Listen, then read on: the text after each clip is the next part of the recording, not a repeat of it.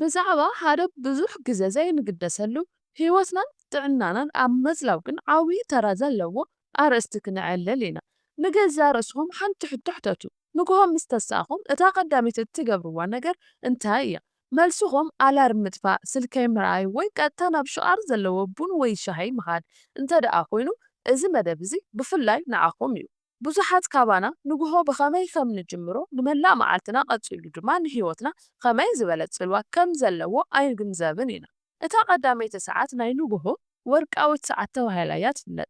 ኣብዛ ሰዓት እዚኣ እንገብሮም ነገራት ንኣካላዊ ጥዕናና ንኣእምሮዊ ብርትዓትና ከምኡ'ውን ንስምዒታዊ ሚዛንና መሰረት የንብሩ እዮም እምበኣር ኣብዚ ናይ ሎሚ መደብና ነቶም ብዘይፍላጥ ኣብ ልማድና ዝሰረፁ ንጥዕናና ግና ከም ቀስ ዝበሉ መርዚ ዝጎድኡ ሓደገኛታት ናይ ንግሆ ልማዳት ክንትንትን ኢና።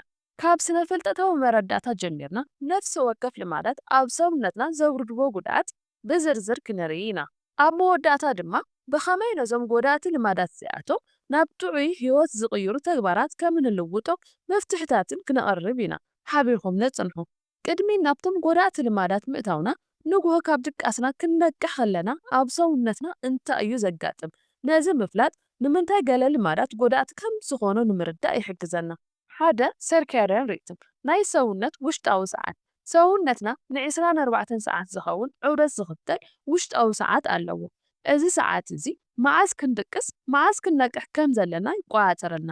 ንግሆ ብርሃንን ፀሓይን ኣብ ኣዕንትና ክዓርፍ ከሎ እዚ ውሽጣዊ ሰዓት እዚ ንኣእምሮና ናይ ምንቃሕ ግዜ በፂሑ እዩ ዝብል መልእኽቲ ይሕልፈሉ።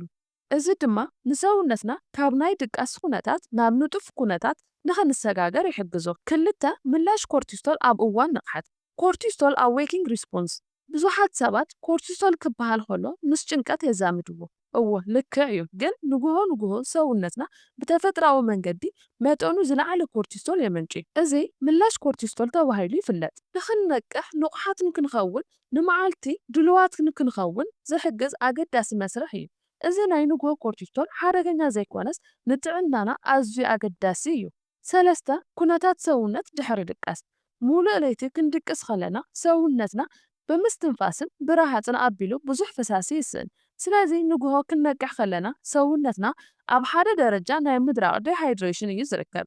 እዚ ድማ ስለምንታይ ንግሆ ብርጭቆ ማይ ምስታይ ህይወት ዝቕይር ልማድ ከም ዝኾነ ዘርእየና እዩ። ስለዚ ከምቲ እንሪኦ ዘለና ንግሆ ምትንሳእ ማለት ሓደ ውስብስብ ስነ ህይወታዊ መስርሕ እዩ።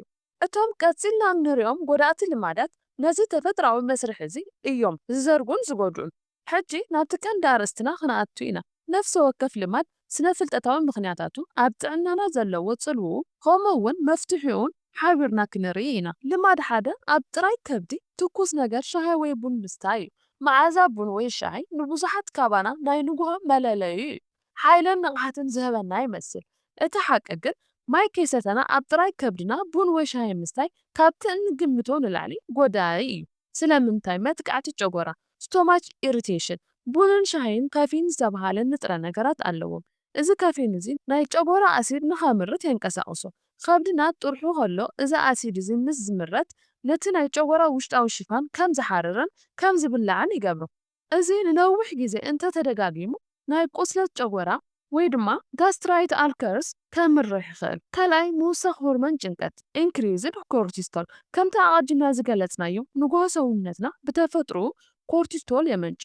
ኣብ ልዕሊ እዚ ካፌን ምውሳድ ነዚ መጠን እዚ ብዘይተደለየ መንገዲ የጋድዶ። እዚ ድማ ንመዓልቲ ብጭንቀትን ብብስጭትን ንኽንጅምራ ይገብረና። ሰለስተ ምድራቕ ሰውነት ዲሃይድሬሽን። ካፌን ሽንቲ ከም እነዘውትር ዝገብር ዲዩሬቲክ ባህሪ ኣለዎ። ሰውነትና ድሮ ኣብ ኩነታት ምድራቕ ከሎ ከምዚ ዓይነት መስተ ምስታይ ነቲ ፀገም የጋድዶ። መፍትሒኡ ቀሊል እዩ። ንግሆ ቅድሚ ዝኾነ ነገር ምስታይኻ ወይ ምብላዕኻ እንተወሓደ ሓደ ወይ ክልተ ብርጭቆ ማይ ስተ። ማይ ንጨጎራኻ የዳልዋ፣ ነቲ ዝሰኣንካዮ ፈሳሲ ይትከልካ፣ ንመላእ ስርዓት ሰውነትካ ድማ የበራብሮ። ቡን ወይ ሻሂ ድሕሪ ቁርሲ ወይ ድሕሪ ማይ ምስታይኻ 30 ደቂቕ ፀኒሕካ እንተሰቲኻዮ እቲ ጉድኣት ኣዝዩ ይንኪ። ልማድ ክልተ ካብ ድቃስካ ከይተሳኻ ስልኪ ምርኣይ ኣላርም ኣብ ስልክኻ ስለ ዝኾነ ቀዳመይቲ ኢድኻ እትንክፎ ስልክኻ እያ። ካብኡ ናብ ማሕበራዊ ሚድያ ኢሜይል ወይ ዜናታት ንኣቱ። እዚ ልማድ እዚ ንኣእምራዊ ጥዕናና ብኸመይ ይጎድኦ?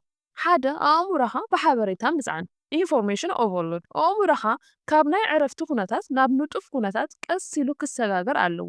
ብኡ ንብኡ ናብ ስልክኻ ምእታው ንኣእምሮኻ ብብዙሕ ሓበሬታ፣ ስእልታት፣ መልእኽትታት ይጽዕኖ። እዚ ድማ ንኣእምሮኻ ከም ዝበታተንን ኣብ ሓደ ነገር ከየተኩርን ይገብሮ።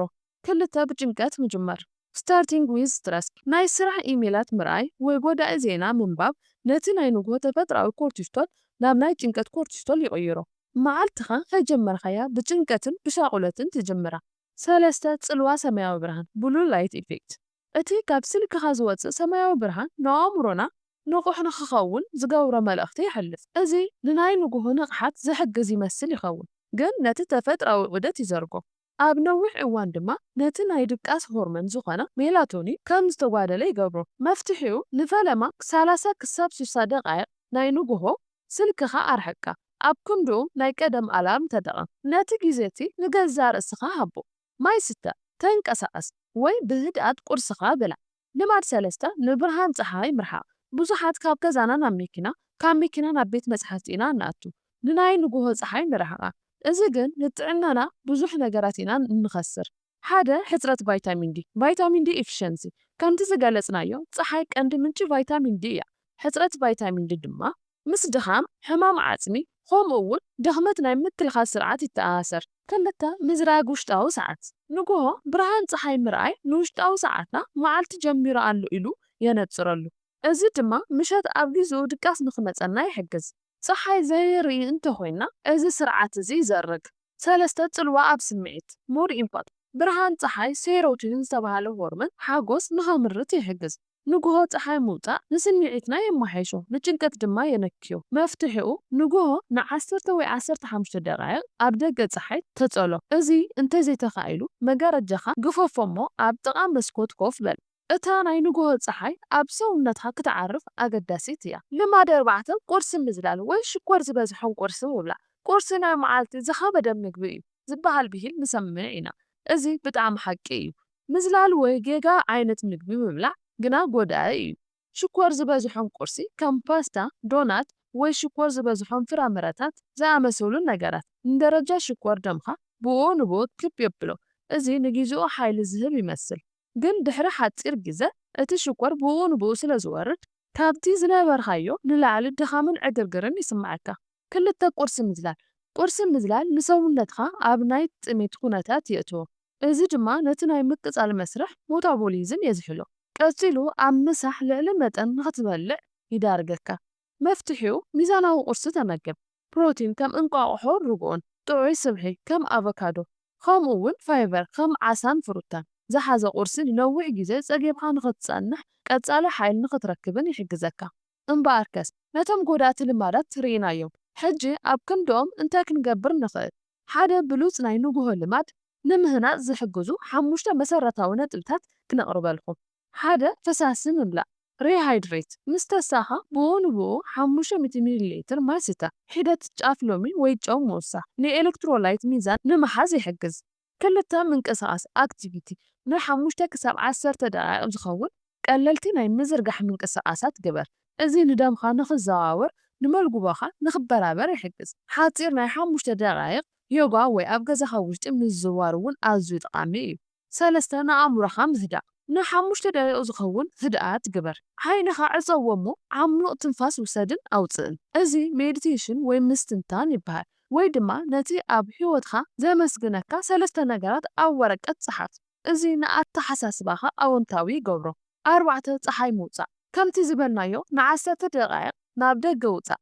ኣብ ብራንዳ ኮፍ በል ወይ ኣብ ጥቓ መስኮት። 5 ምግቢ ምውሳድ ድሕሪ እዚ ኩሉ ነቲ ኣቐዲምና ዝገለጽናዮ ዓይነታት ጥዑም ቁርሲ ተመገብ። እዚ ኩሉ ብዙሕ ይመስል ይኸውን፣ ግድን ኩሉ ብሓንሳብ ክትጅምሮ የብልኻን። በታ ዝቐለለትካ ጀምር። ንኣብነት ንሰሙን ዝኸውን ንግሆ ማይ ጥራይ ክሰቲ እየ ኢልካ ጀምር። እዚ ልማድ ምስ ኮነካ ናብታ ካልእቲ ተሰጋገር። ቀስ ብቐስ ድሕሪ ወርሒ ወይ 2 ህይወትካ ዝቕይር ሓድሽ ናይ ንግሆ ልማድ ክትሃንጽ ኢኻ። እምበኣርከስ ክቡራት ተኸታተልትና ኣብዛ ቪድዮ ብዙሕ ጥቕሚ ዘለዋ ሓበሬታ ከም ዝረኸብኩም ተስፋ ንገብር። እዛ ቪድዮ እንተጠቒማትኩም ናይ ላይክ ምልክት ብምጽቃት ደገፍኩም ግለጹልና። ካብዚኦም ዝጠቐስናዮም ልምድታት እንተሃሊኩም ኣብ ኮሜንት ጸሓፉና።